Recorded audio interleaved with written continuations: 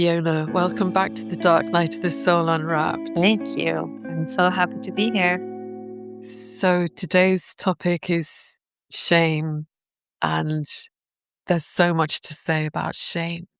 But let's begin with what our understanding of shame is. What's your take on that?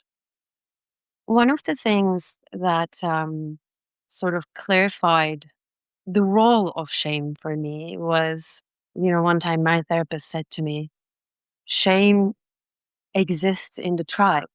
If there is no one around, the functioning of shame wouldn't be necessary. And then when I was reflecting on this morning, I was thinking about the beginning story, Adam and Eve. They felt the need to cover because they became aware of the other. And that's very interesting to me, how shame operates in the tribe and has a sense of functioning to keep us in line. And then we internalize that. And I think another piece around it is it's this sense, this feeling that something is wrong with me. And in that, for me to even think that something is wrong with me, I need to be leaving myself and looking. So that there is a disembodiment in that. Yeah, I think those are the few things that are coming up to begin with. Thank you.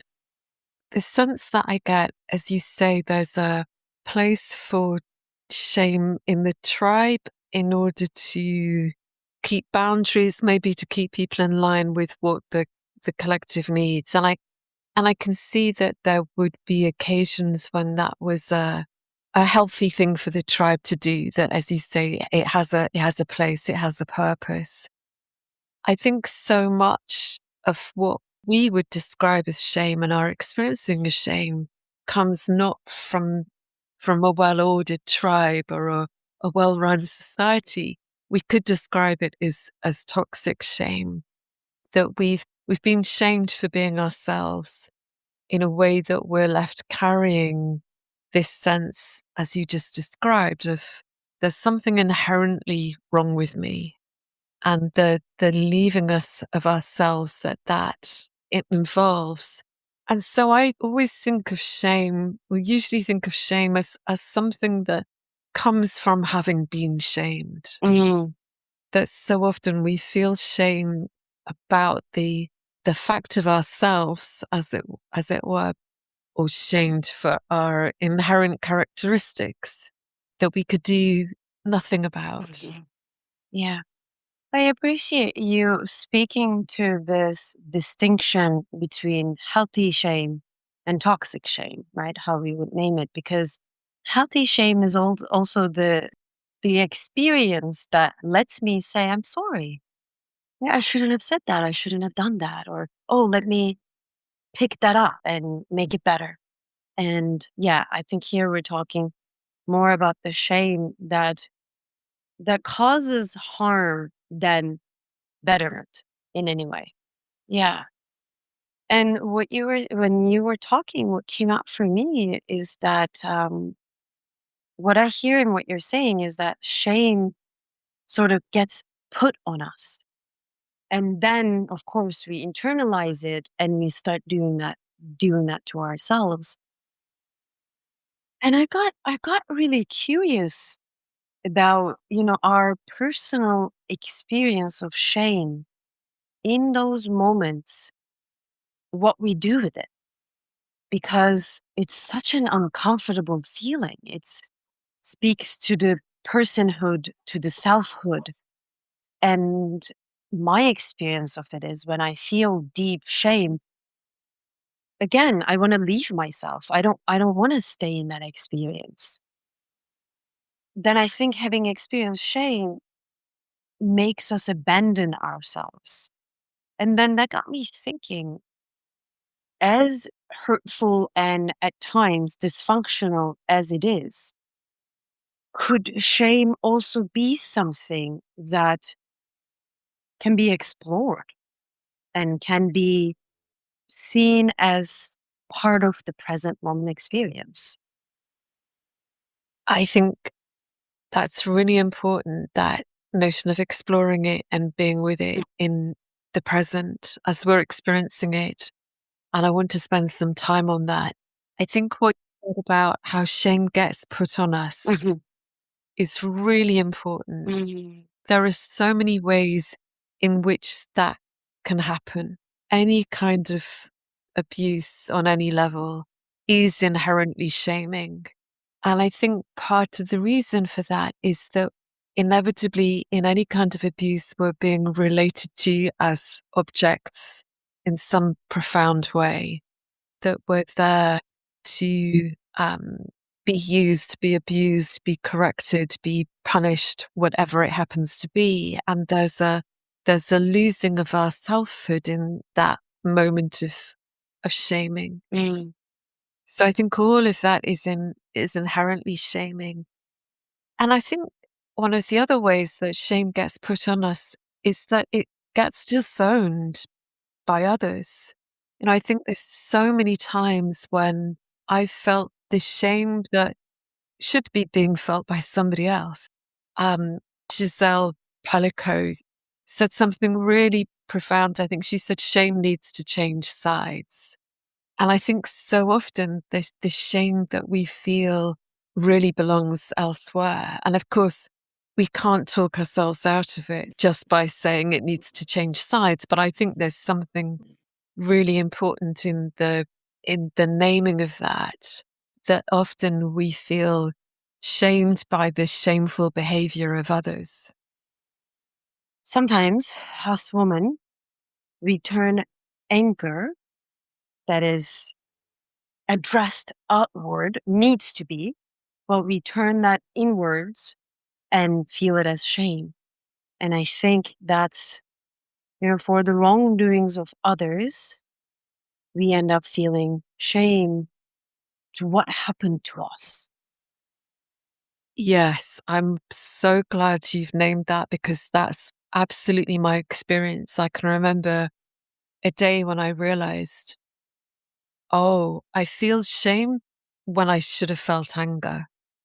And to see that, I think, is really profound, isn't it? When we realize that part of the totality of being mistreated or abused in some way is not only the thing in itself, but the being shamed for it and the carrying of the shame that isn't ours. And that, I think, precludes the possibility of anger. That where we can't feel anger, as you say, we turn it in and we feel shame instead. And obviously, so often in those situations, anger is not a possibility. And I would even say, most likely, the fact that we can't accept that we're feeling anger is also because we're ashamed of that, because we're being told to not feel anger. If you're angry, you're this, you're that, you're that, right? So it's almost like shame on top of shame on top of shame. And of course, that causes silencing. Absolutely. I think these layers of shame are so important to see, because we're also ashamed for feeling shame. I think for me, seeing the shame of my shame was also huge. So then we're up to maybe four layers out. Yeah. And all of that compounded shame, plus, as you said, because it's so, so difficult to feel, then the leaving of ourselves with all of that compounded, compacted shame. And I think so often we're told to not feel shame. You should be proud of yourself, like you've got nothing to be ashamed of. And I think, again, there's a kind of taboo in actually speaking it, isn't there? In saying, I feel immense shame will often not be received. Yeah. Two things are coming up for me. One is how shame itself gets shamed, and how it then really isolates us, and it can fester in isolation more and more and more. One thing that comes up in my sessions a lot, and maybe this is quite common for every person who gets to be on, our side of the chair, that a client will be sharing an experience or sharing a feeling, something is coming up, and then shame comes up, and they feel so different or so lonely in that and so othered in that. And being on the side that I am, I see it so often that to me, it's such a human experience. And then I say, oh, and sometimes I even say it, out loud, that I wish you could be here where I'm sitting and you could see how so many of us, if not all of us, have that experience. So then in the togetherness, it dissipates. Absolutely. I wrote a post called on shame and sharing Mhm. for exactly that reason, that so many times, obviously I've experienced this myself and been with other people in their experience of what you just described. And I think one of the things about shame, when it has been isolated like that and festering, is that it can't imagine perceiving of itself in any other way. Mhm. Like, it is so convinced and convincing of the shamefulness of whatever it is, be it something particular or the entirety of ourselves, that it can't imagine being seen in any other way. So I think so often when we're in shame, we're perceiving of other people seeing us through that same lens, because we can't imagine how we could be seen any differently. And yet, as you say, from the other side of the screen, we can see so clearly, like, oh, that's just so normal or natural or innocent or whatever the word is. And I think I've certainly experienced it myself and been with other people in experiencing the shock of that. The shock of somebody else saying, yeah, me too, or so many of us feel like that. And coming out of that isolation can be a shock in itself, can't it? That the idea that what has felt so shameful could, by any measure, actually turn out to be not just acceptable, but natural, or I think that's profound. Yeah. Yeah. I mean, there's the experience of shame, and then there's the story that the shame lives in, right? And my sense is that it's almost like the more we can talk about shame, the more we can normalize shame, then it can have a seat at the table of human experience. And maybe then we can work towards, right? Not getting caught up too much in the story of it, but seeing shame as shame.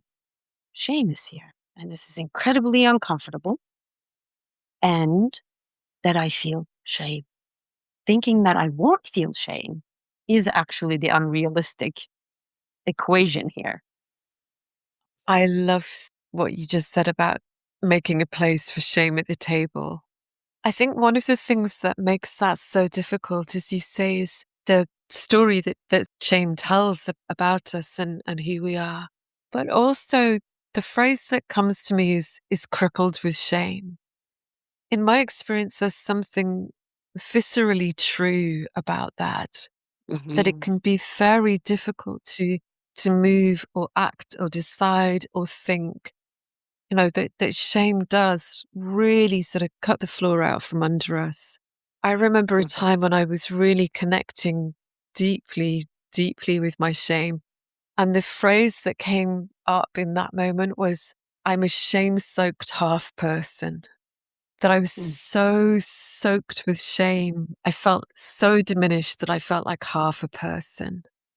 And for me, there was something Mm. about seeing the depth and the immensity of it, that whilst really Mhm. obviously hugely painful in the moment, was also necessary, because I think I'd spent so much time, certainly prior to the dark night, trying to avoid, minimize, move away from shame. And I would go so far as to say, I think some of us, myself included, the building of the self that we've built has really been focused around avoiding shame. When I think we've been shamed deeply as young children, we will develop a persona or survival self in order to avoid further shaming. And so, because it doesn't have a seat at the table, I think we become really, really sensitized to anything that might cause shame.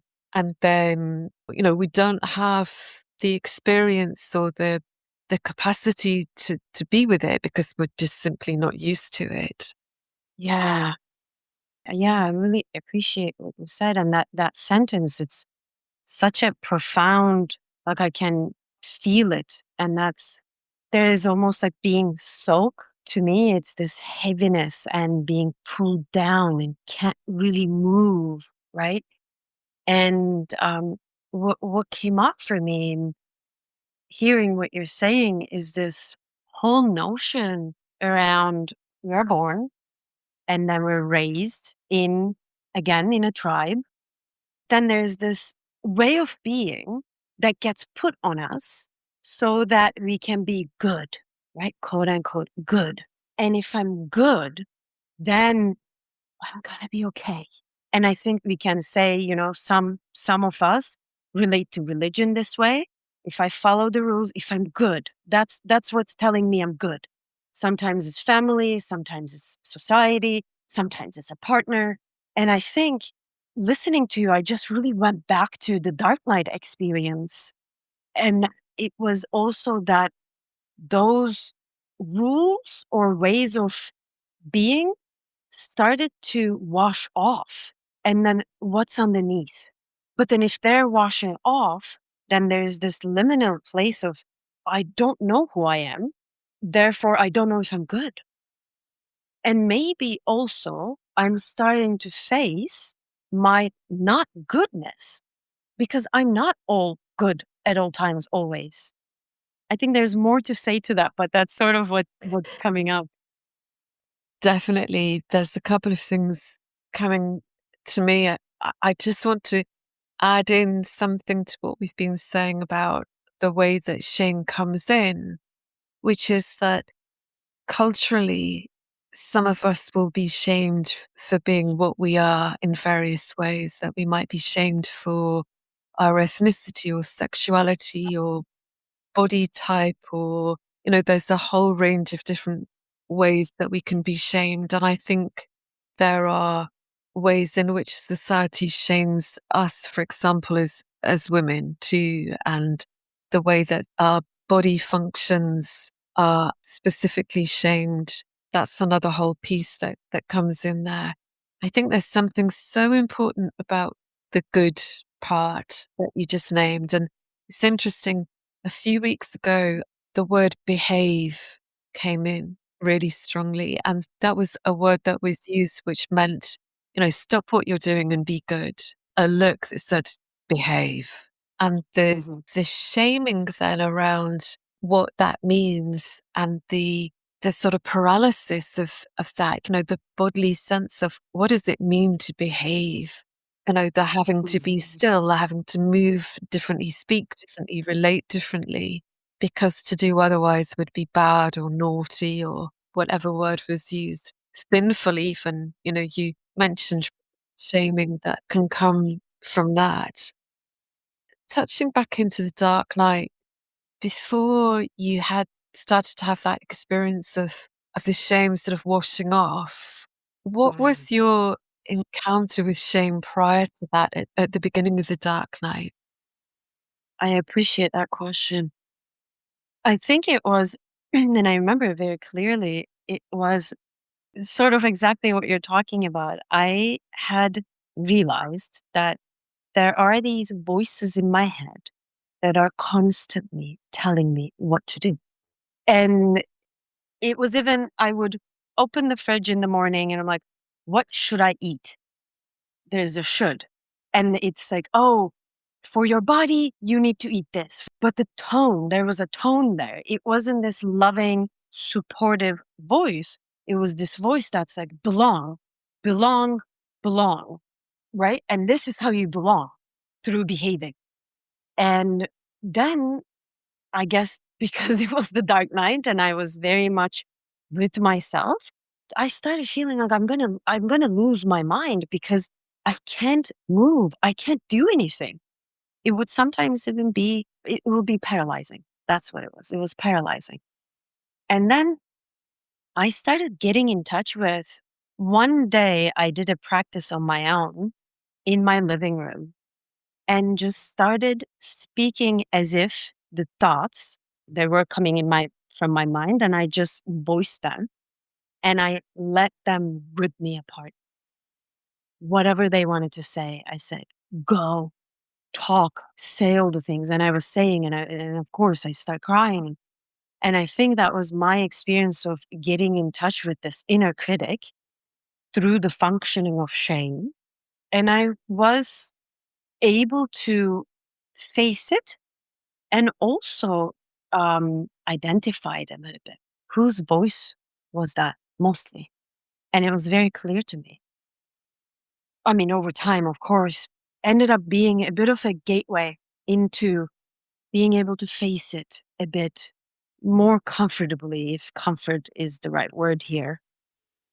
That piece with the inner critic or superego is really crucial in this, isn't it? Because it's using shame to keep us in line. It's using shame in order to get us to do what it thinks we should do, and using shame to punish us if we don't do that, right? That sort of shame backlash that we'd get if we didn't act according to its shoulds.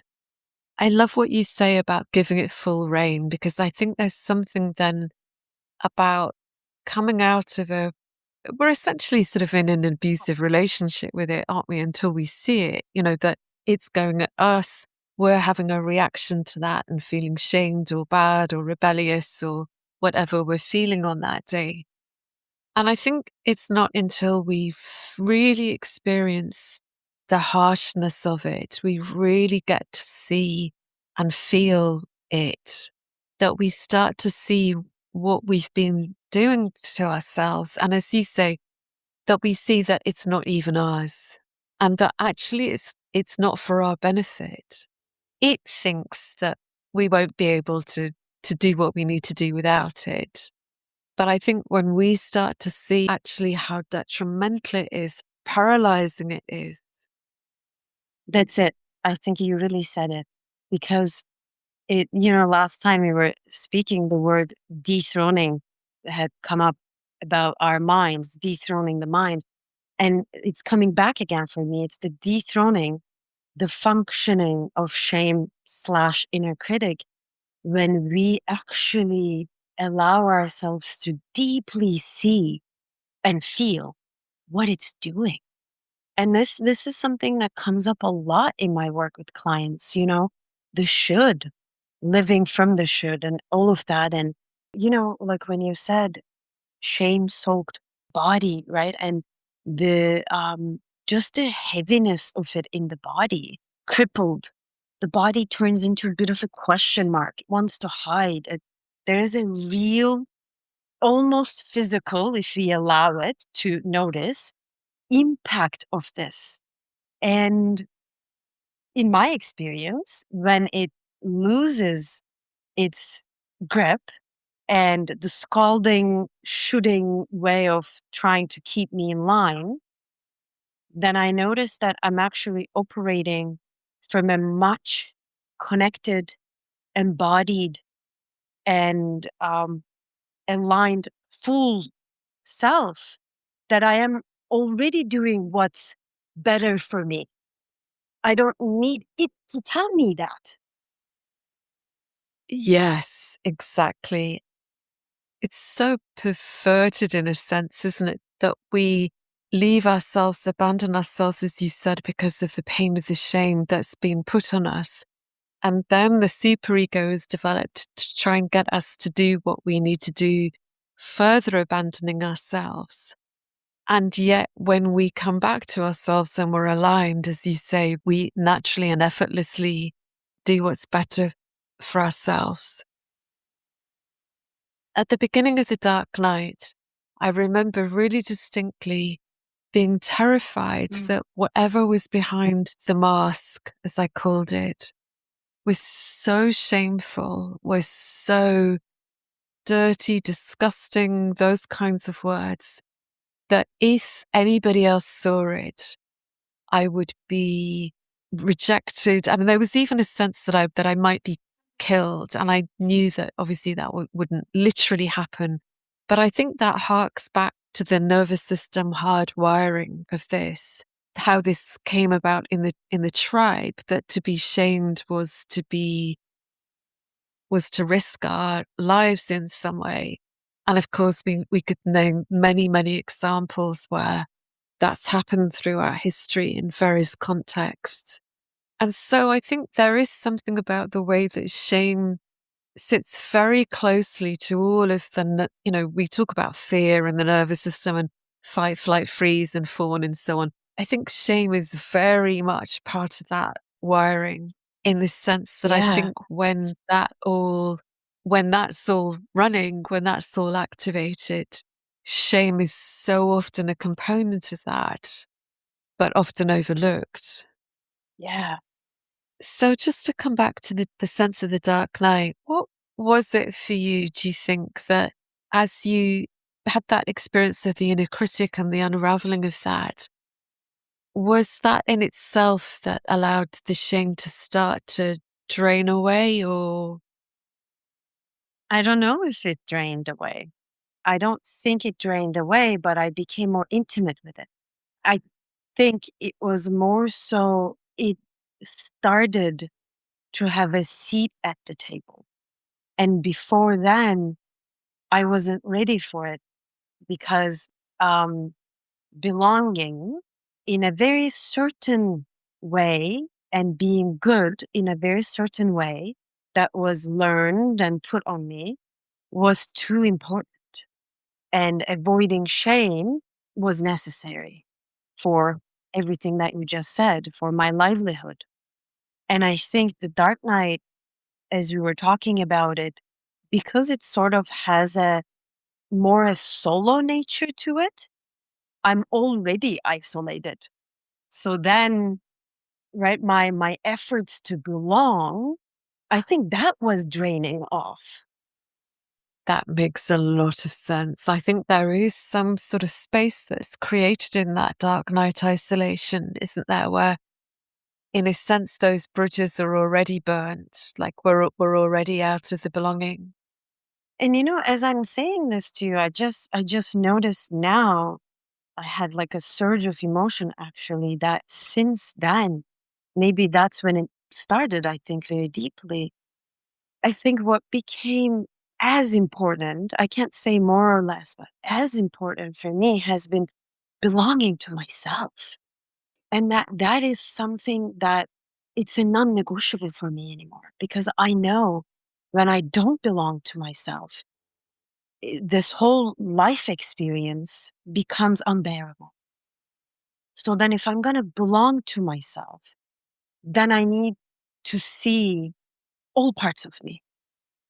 I'm not saying I need to love them all the time or accept them all the time, but even allow the parts that don't accept and don't love. And one part of it is shame. I don't like feeling, oh my God, did they like me? Oh, I messaged, they never responded back. Oh, I feel I'm not good enough. Oh, that person is so much better than me. I do not like this experience at all. And yet Yes. I have it. Belonging to myself is such a perfect phrase for this, isn't it? Initially, certainly for me in the dark night, all the fear, the shame was there, all of that was going on. And I think our natural response to that is to try and get out of all of that, isn't it? What can I find that will make me better? What can I find that will stop all of this? And I think we come to a certain point where the wave is breaking, so to speak. And we start to have these moments, occasional glimpses of, oh, there's actually something happening here. And those moments, I think, of coming back to ourselves, up until the dark night began, I really had no conscious sense of the extent of my abandonment of myself. I hadn't seen before the dark night the extent to which I'd left myself over and over and over and over. And of course, the shame inherent in that. And so I think when we start to touch into this sense of like, oh, this isn't about me trying to get back to the good, right, better, healed version of myself, whatever that is. It's actually about coming back to myself and belonging to myself. I think that's a Mm. profound change, both in our experience of ourselves, but also our experience of all of our feelings. And as you say, once we see that all the feelings that we've been trying to keep out are the things that are going to bring us back to ourselves, like the inclusion of all of those feelings is the coming back to ourselves, then I think we can start to have a completely different relationship with them. Exactly. There are two things that I want to touch on following what you're saying, the coming back to self. I also notice how, you know, I was talking about the opening the fridge, what should I eat, the decision making. And the coming back to self to me also is that authority, gaining my own self authority back and sovereignty. Right now, I can actually operate from what I deem to be good, necessary for my well being and whatever it may be. And I might very well take pieces from what I've been told from my family, society, culture, but it's my choice. I bring those in and then add mine and leave some. And there's a freedom in that I think is one of the highest freedoms for me that I experience when I can be centered in my own selfhood and belonging to myself and operate from that place. And another thing, I'm gonna bring another layer to this, and I want to ask you something. So maybe I'll hear what you have to. Let's hear what you want to say to this first. Yeah, I was going to say that with that sovereignty and authority and trust in our own knowing, there's a dignity that comes in with that, in my experience. And I think when we start to connect with dignity, for me, there was a profound physiological change in that. The first few times I connected with it, I could feel my whole posture, my whole shape change, the way that I carried myself. It moved from that hunched, shame soaked half person into this standing upright, very naturally carrying myself in a more dignified way. And I think dignity is really the thing that got lost along the way, that our dignity got lost or taken from us or whatever happened to it and everything that happened. And I think rediscovering that is huge. what a beautiful, beautiful notion and word that you brought in, dignity. That really, really, really touched me. And when I feel into that, this dignity coming back, then I have reverence. When I have reverence to for my body, for my being, for every piece of it, then I have no choice but to treat it well. It's almost like, right, the shame doesn't need its functioning in that toxic way because I have dignity. And yeah, one thing that was coming up for me when you were speaking earlier and you brought in fear, when I look at sort of the trajectory and, I'm starting to question whether my dark night sort of ended when I thought it ended, or it actually lasted almost up until very recently. Because, and I'm curious if this is an experience you come across in you or, people you work with or around you. For me, it almost felt like there was a bit of almost like a trajectory or a sequence in the emotions that I started getting in touch with deeply. And definitely shame was a huge part of Dark Night. And then fear came. And fear came a bit later for me. And fear came full force. And it came in through a lot of my really embodied physical work that I did with practitioners and, and then trained in and did on myself. And this existential fear, this fear that it's almost I'm losing words right now, but this deep, deep agony, not agony, really deep fear. I leave it at that because maybe some things you'll say will put words to what I'm trying to get at here. Yeah, I mean, the way that I've been seeing it more recently is the sort of sedimentary layers, that layers of stuff were laid down over time, and the Dark Night is a kind of moving back through the layers. And I think they are sequenced, and of course it's not linear, but I think there is some reality to this. And I also think that shame and fear and grief can be stitched all the way through those layers in different ways. I mean, the word that came up a lot at the very beginning of my Dark Night was anguish. So there was this sense of anguish or angst, or this deep existential terror that was there sort of alongside the shame. I mean, I think I was also feeling shame of the fear. So there was, again, going back to what we said about the shame upon shame upon shame. There was the shame of feeling shame, but there was also shame of feeling fear. And I think there's quite a lot of shaming of fear and anxiety sort of generally in our culture. And over time I've cycled back to those layers in slightly different ways, deeper and deeper. The most recent one is a couple of months ago when for a few days I was touching into terror again. And again, it felt existential. There wasn't really any kind of narrative with it. It was very much in my body.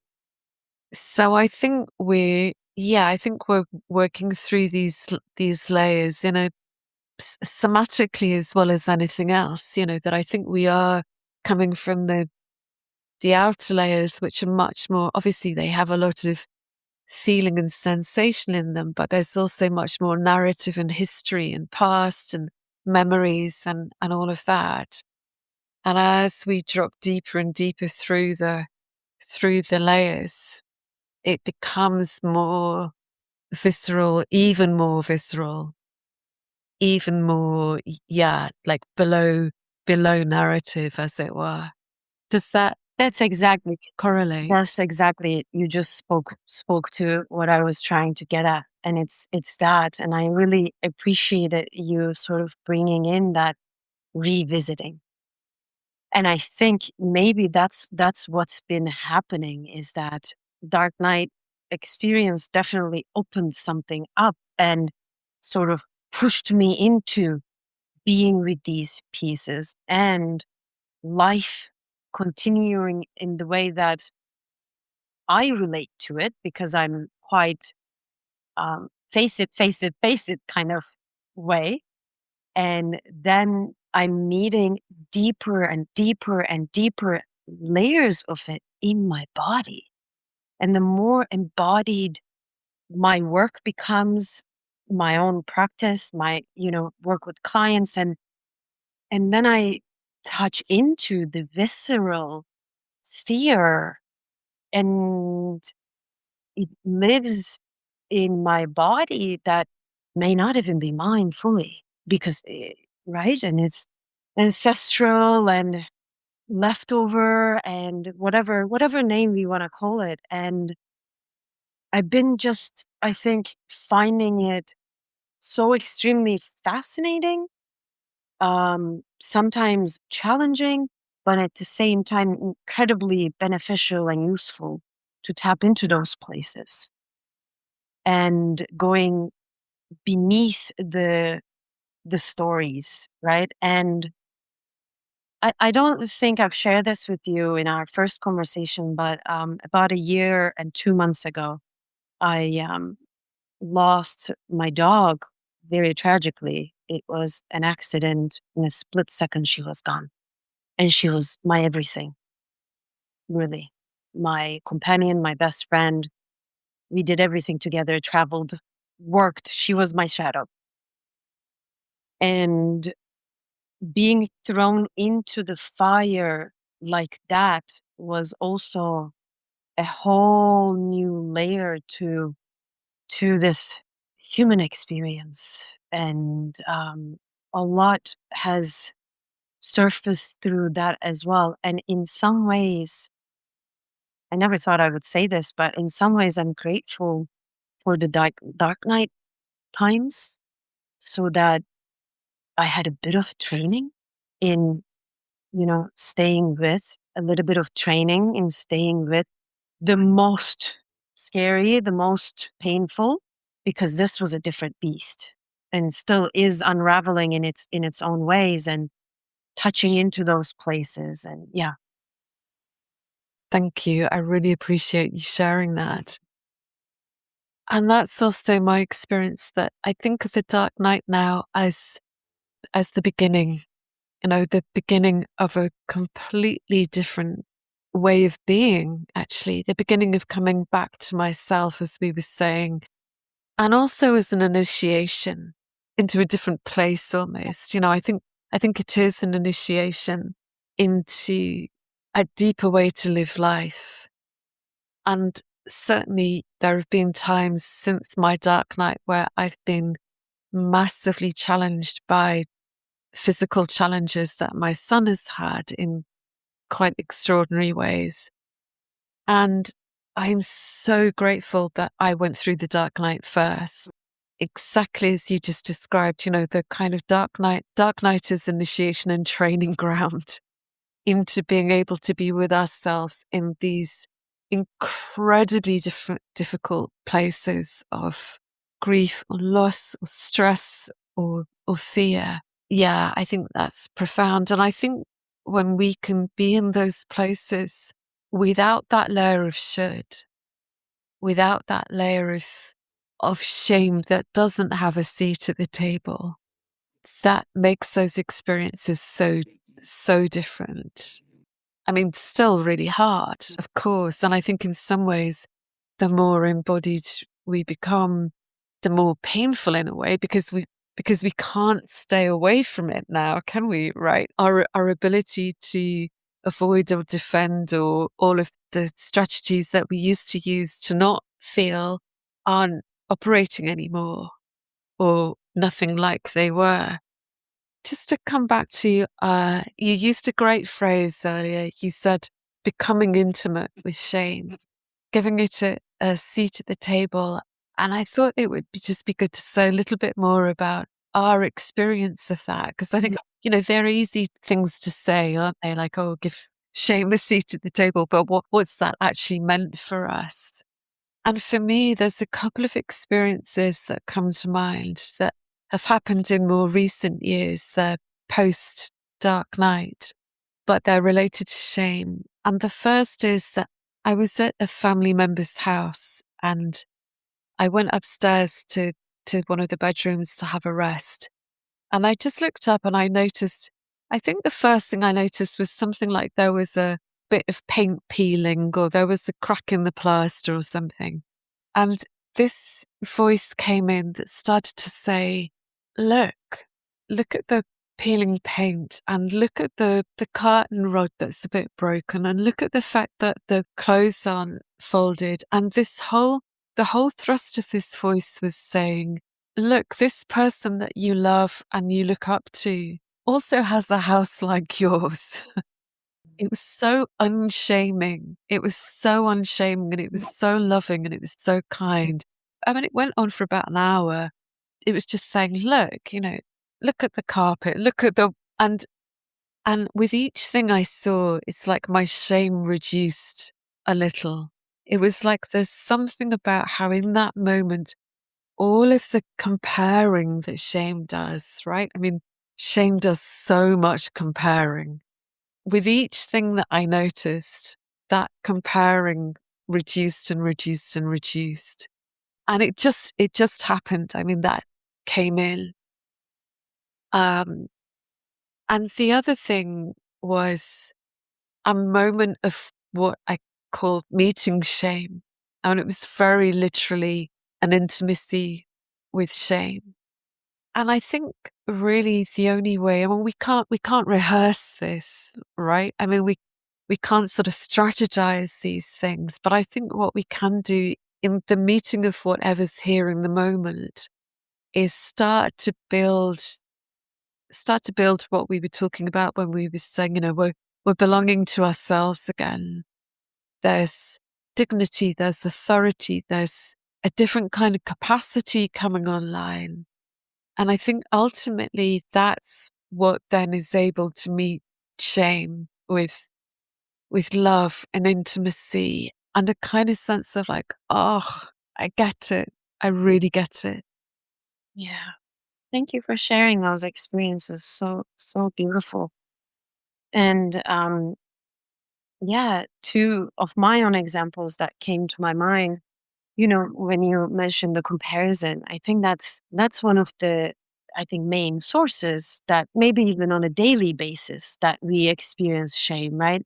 We compare ourselves to the people around. And one thing that I notice a lot is sort of how Terry Real, I think, calls this one up, one down, and how we look at others and either we one up ourselves or one down ourselves. And I was at a festival, and it's a spiritual festival in Greece with a lot of beautiful people. And looks are quite a part of the festival as well.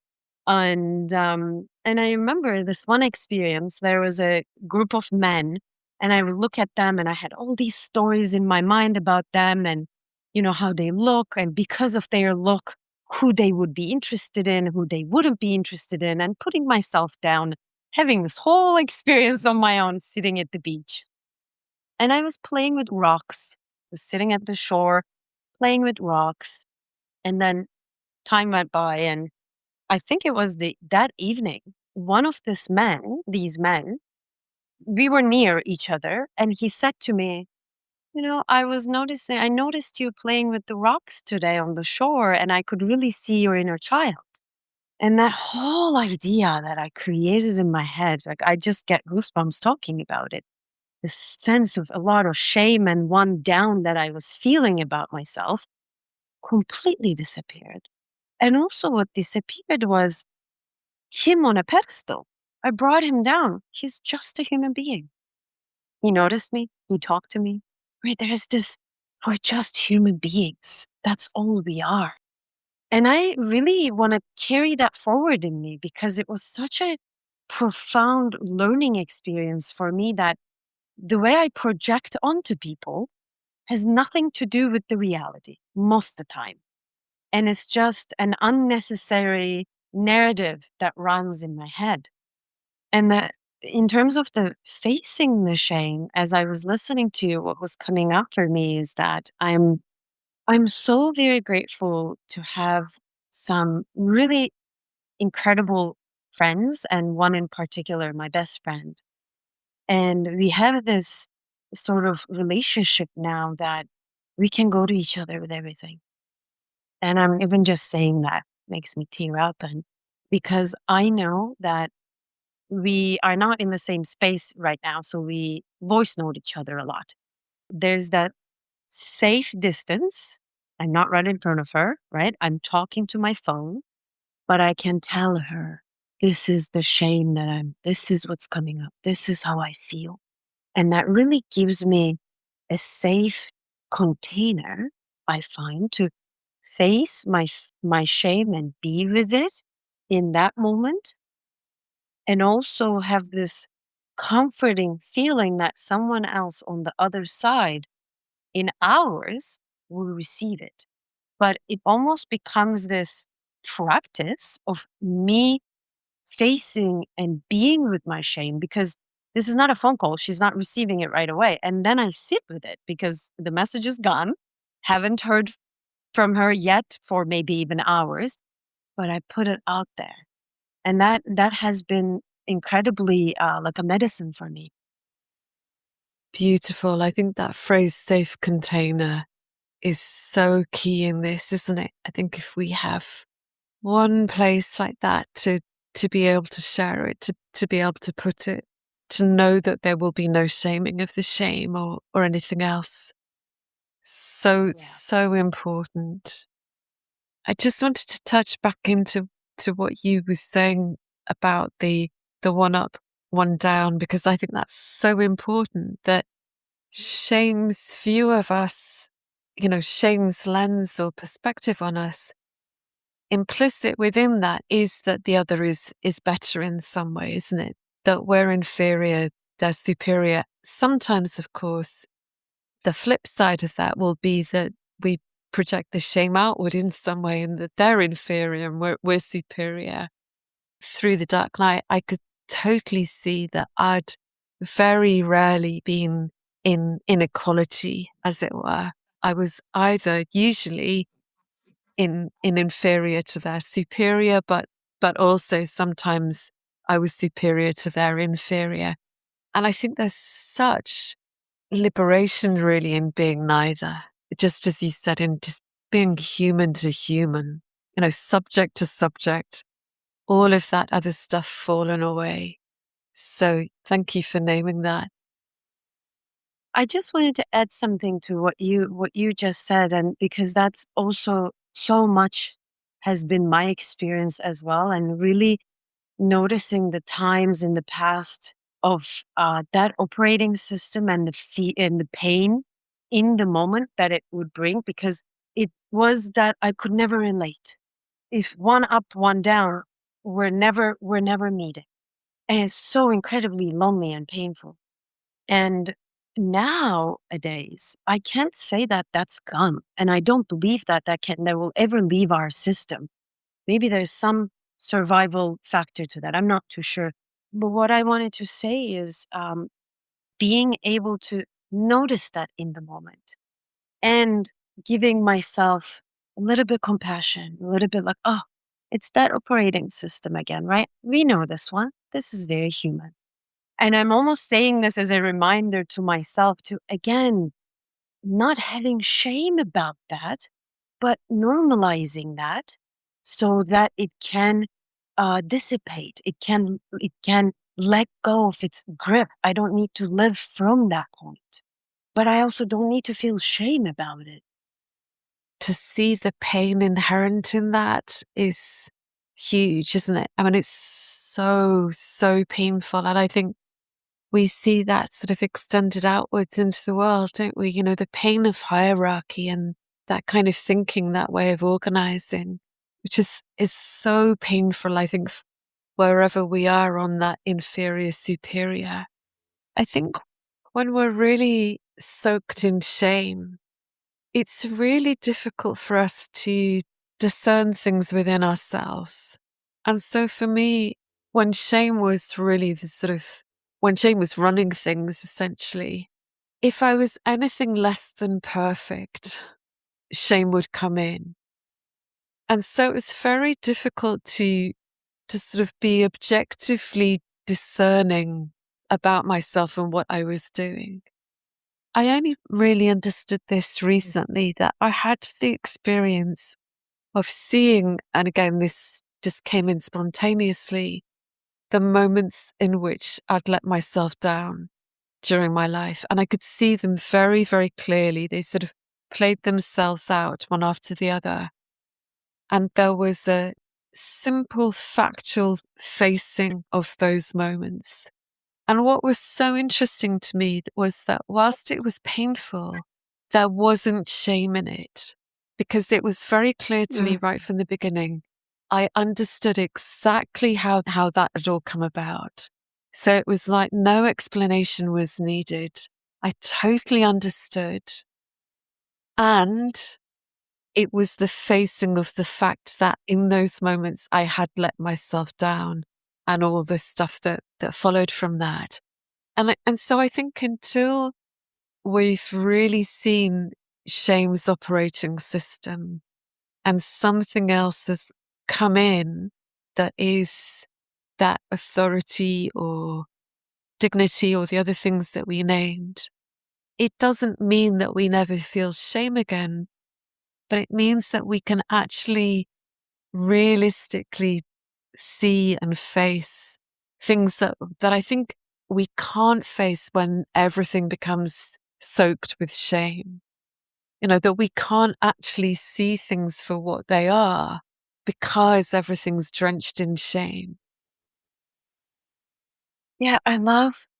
First of all, that sounds like such a profound experience to have and to sort of almost like like a movie. Watch all of that. Thank you for sharing that. And wow, and that what you said at the beginning, right? Wanting to be perfect, and we're talking about wanting to be good, and it's almost like until we can free ourselves from that, then we can never be okay with being human. I mean, it's an incredible experience to look back and notice the times that you had let yourself down. And if we're operating from this supposed agreement with life or with ourselves that I should never done that, or I can't do that, that's not in the script of this play, then I failed. Then I messed up. But if we're coming back to the humanness, oh, yeah, that was my part of humanness. I can learn from that and I can allow myself to be human. Yes, that's so beautifully put. I think that's it ultimately, isn't it? Seeing ourselves in the round. We're not talking about seeing ourselves with rose tinted glasses or anything like that, but seeing ourselves as deeply, profoundly human without shame. What a gift. Yeah. The experience of losing Toffee, my dog, that suddenly and being thrown into such deep grief, trauma, and attachment rupture, I think something incredibly profound for me in my understanding of life and what it means to be human. And in such a way that, similar to the Dark Knight experience, it dismantled so much that I thought I knew, that I thought I was above, that I thought wasn't part of life. And so it almost pulled away so much shame too, because I've never been this broken down, this disintegrated. And there was almost no room for shame because for my own functioning, I needed to just say what's going on and keep saying it and keep saying it and keep feeling it. And and I think that sort of coming to contact with the most human experience, for lack of a better word, this deep, deep grief allowed a different outlook for me, which I think is sort of underneath everything that we're talking about right now. That's why I think it feels important to name it. That makes complete sense. And I think, of course, by definition, we don't know what we haven't touched into, right? I mean, I think sometimes it does take bereavements, losses, huge challenges of some kind to take us into these places, to touch into our deepest humanity in ways that we haven't until then. Fiona, is there anything else you'd like to share about shame or anything else that comes to you? one thing that comes up for me is this curiosity around when we are faced with shame, maybe getting curious to, I mean, yes, as we're talking, you and I are both quite somatic and embodied in our approaches, that, what is happening in my body, and can I stay with that? Can I make room for that? And then also sort of exploring what's underneath. Is there a need here? Is there a grief here? Is there tenderness here? Is this shame about dependency and how I feel when I notice that I actually depend on others? Or is this about my innocence? I find that can be quite useful in that, again, in that getting intimate with it, right? Absolutely. I mean, you've just named so many things that we can be ashamed of, right? We can be ashamed of our needs. We can be ashamed of our dependency. We can be ashamed of our feelings of intimacy, all of that. And I love that. For me, the question that sometimes comes up is, what's shaming the shame? Or Mm. what's the shame ashamed of? And just giving it space, as we were saying before, just giving it space to express itself in some way and to come into relationship with it in whatever way we do. And, the relationship with shame at first might be quite distant and difficult. It's not easy to come into relationship with it. So we're not saying that relationship has to be any particular way, but beginning to explore what that might be. Fiona, thank you Yeah. so much. Thank you. This was a wonderful conversation, as usual. Thank you so much. My pleasure. Take care.